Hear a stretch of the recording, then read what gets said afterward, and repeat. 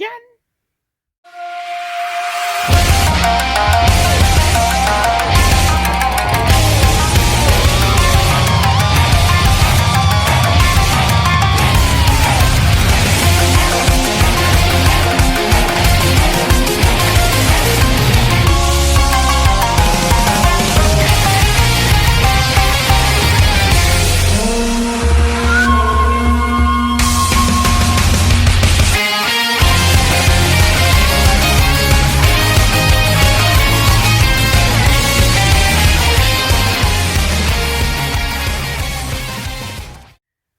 Welcome everybody to the Unagi Sayaka Watch, where we keep updates on Unagi Sayaka since she went freelancing back in October of 2022, appearing in various promotions such as Marvelous, Sendai Girls, GTO, Glee, All Japan Pro Wrestling, everywhere all over Japan, including in the US, and of course recently internationally as well.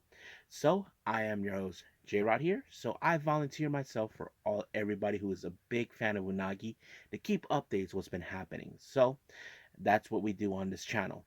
So if you're not big fans of Unagi Sayaka, please go on YouTube and check her out. She does have her own YouTube channel. You should check that out as well.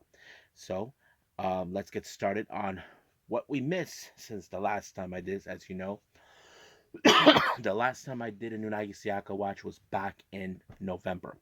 Now, let's begin with with the matches from starting in November all the way to now. The first one is from Marvelous in Fukuoka on the 18th of November on 2023. She was in a match against Maria, but unfortunately, this match ended up in a time limit draw, 15 minutes. Now, for the record, I did not see this match. Now we know that Unagi has been making appearances in Marvelous, so we're going to be seeing a lot of Marvelous appearances on this list that I have right now. Now our next match, she appeared in Glee for G Pro Wrestling 65. That also took place on the 18th in Fukuoka. She teams up with Izuki Aoki to take on Diamond Egoist, consists of her former protege Aoi and of course Michiko. However, it was Unagi who picked up the win against Michiko, which led into a bit of, how do I say this, where Aoi questions Michiko. As you know, Aoi thought in her mind that maybe she is stronger now that she's in Michiko's side, but obviously that wasn't the case. Now we go back to Marvelous for the 19th in Nakatsu with Marvelous. Uh, Unagi teams up with Yurika Oka from Sendai Girls, who she teamed up in the past. They take on AI Hausen and, of course, Izuki Aoki. Unfortunately, I did not see this match, but from what I can gather, she lost in this one. Now, Unagi, on the other hand, appeared in a 35th anniversary show for the LLPW Takako Inoue. She was in a match where she teamed up with Aja Kong and Shinobu Kandura. They take on Double Inoue, Kyoko, and Takako, and of course Miyu Momono. However, Unagi and her team were unsuccessful in this match. However, I must note on this particular show, and this show took place on the 21st of November. Unagi ran into someone she's familiarized with, who she has faced before, either in tag team or in singles competition, and that is, of course, someone I mention all the time on this channel and talk about her. And recently, she's been making a buzz. We're talking about Julia. Yeah, Julia was involved in this show as well. So basically, Unagi went to see her. Now, around this time, I think there was a moment where you see Unagi and Julia hugged it out. I think Julia is very happy for her where she's at this moment. As you know, many people have out to talk about how Stardom did not do a thing for her because they were more focused on the other members of Cosmic Angels. But I'm sure some of you say, would that piss off Tam? Nah. In a way, Unagi is doing things great on her own, no matter what. Now we go back to Marvelous, and this time it took place on the 24th of November. This was a number one contendership tournament for the AAW title. Unagi was involved in this one, but unfortunately she lost to Tomoko Watanabe. Fortunately, Tomoko did made it all the way to the finals, but she did challenge for the belt, but she lost to Mayumi Ozaki on that time. Then she appeared in Diana on the 26th of November. She teams up with Nanami, who she has teamed up in the past. They took on Anaruka, Masaki, and Miran. Uh, Nanami and Unagi picked up a huge win on this one. However, Unagi has some unfinished business with with Aruka Umasaki. Turns out that she's now looking at her title, the Diana World Championship, which Umasaki won not too long ago. So looks like it could happen. So I'll explain more about that. Let's keep moving forward on her matches. As you know, she appeared in GCW, which these two matches I did see. The first one took place in December 2nd. For the Come On Dude, she faced Lufisto. She won that match when she applied a flatliner, and it was over right from there. And then, of course, the following day, she faces Billy Starks at the What's Your Choice on the 3rd of December. But unfortunately, Billy Starks won that match, and that's pretty much what happened. Now you can see these on the GCW shows. I actually saw them myself. So, and of course, as you know, she's part of the Sukeban show promotion. She was in Miami in the main event for the Sukeban World Championship against Commander Nakajima. However, she did not win this belt. It was Nakajima with her dirty tactics that played a part in order to pick up the win. Now she goes back to Marvelous on the 10th of December. Um, she ends up in a. I saw this event. She teams up with Makoto and Promise and Braxton. They face on against Gigi Ray, Manami, and Yurika Oka. Of course, Unagi was the one who picked up the win. However, she has some unfinished business with Takumi Iroha, but that was for another conversation.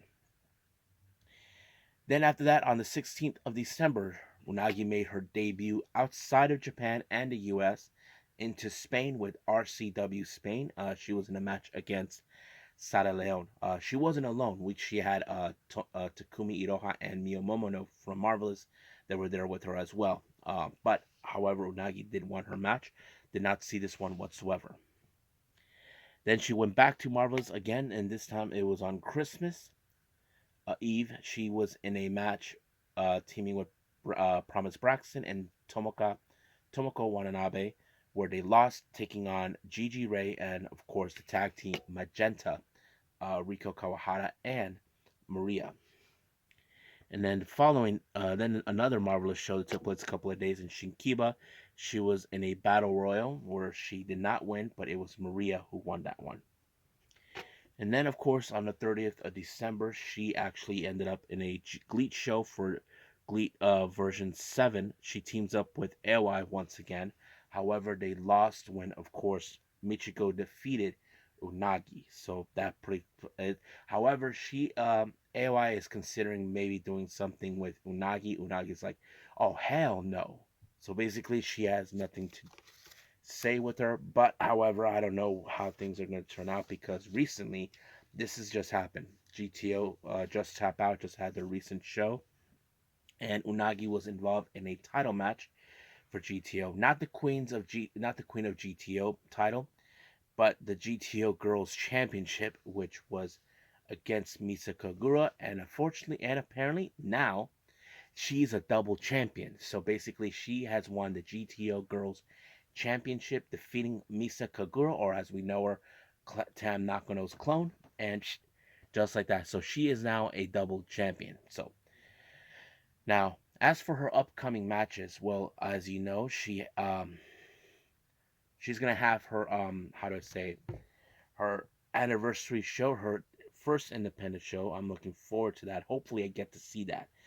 It is supported and sponsored by All Japan Pro Wrestling. Hopefully, I get to see it. I really want to see it. But there's a lot of matches involved in this one. Let me pull that out real quick. Uh, because I know. Here it is. Here are the matches that were involved. She will be in a match against Takumi Iroha. She'll be teaming with Konami to take on Minoru Suzuki and Masato Tanaka. Konami says she has never faced guys before, but Unagi said that it's really fun. As you know, Unagi took a hell of a beating from Minoru Suzuki, so it'll be fun. However, her dark side, Dark Unagi, will be in a match too, teaming with Dark Wolf, a new person, and of course Dark Tiger taking on Mayumi Ozaki, Maya Yukihi, and of course Suwama. There are other matches involved in this. Of course, we have Jun Kasai, Dick Togo, um, Ikemenjiro, and Fumiro Abe involved in one match. And of course, we have Prominence versus Colors. We have Aoi and Izuki Aoki will be teaming up versus the girls from Diana, Nanami, and Aruka Masaki. We do have uh, Takei Oyuki and Minoru Fujita taking on the guys from the Yans family, Onisuka and Ito. So that's what's taking place for that. It is happening now as we speak. I'm looking forward to see what's going to happen for that. Now, some interesting developments has come around. Now, as you know, in one of the GCW events, Mike Bailey, in fact, was in a match against Maki Ito, which was a fun match. However, this match caught Unagi's eye. So she tweeted saying to GCW, "Can you put me in a match against them?" I'm like, hell effing yes, make it happen. Make it happen, GCW. I will want to see Speedball take on Unagi. I want to see it. So we'll see what happens. Now, those who know this or not, Unagi used to be part of Tokyo Pro Wrestling, known as Iwamari Unagi. Um, as you know, last month, Yuka Sakazaki graduated.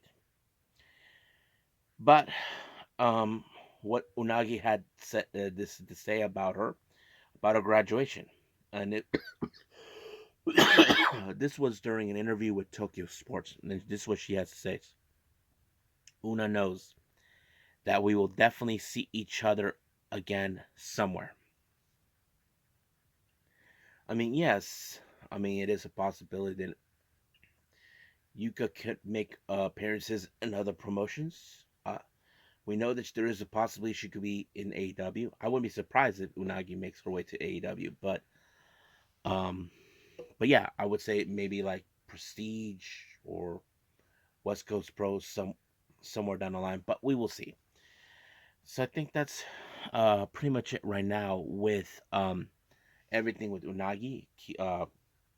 Keeping updates with all of her matches, her upcoming matches and developments that have been happening. So uh, sorry that it took forever, guys, because basically I was not procrastinating, got my focus on the other shows that I wanted to review for you guys on this channel. But we'll see what happens. Don't know when the next Unagi Sayaka watch video will come out, but I'm sure we'll get it done. But for right now, I'll see you guys on the next time. So I must bid all of you adieu. So goodbye. Mwah. And have a nice day. Bang.